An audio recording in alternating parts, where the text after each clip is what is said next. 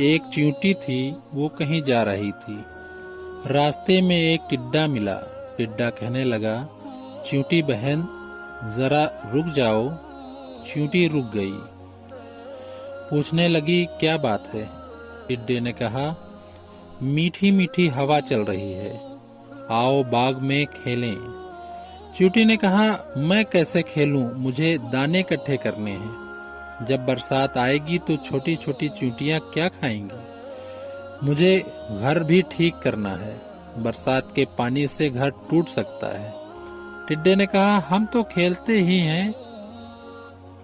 ایک دن بادل آ گئے، بارش ہونے لگی۔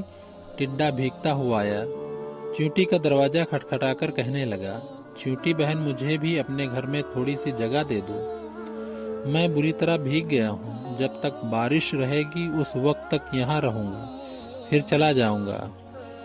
چیونٹی بولی، بھائی ٹڈے، تم نے سارا سال کام نہیں کیا، تم نے اپنا گھر نہیں بنایا، مشکل وقت کے لیے کچھ اناج بھی جمع نہیں کیا، جاؤ میں تمہاری مدد نہیں کر سکتی، جو سستی کرے اس کی سزا یہی ہے۔ ٹڈا گڑ گڑایا، چیونٹی بہن اس بار معاف کر دو، آگے سے محنت کروں گا۔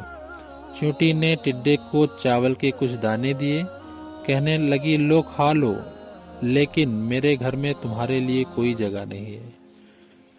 ٹڈا روتی شکل لیے چلا گیا۔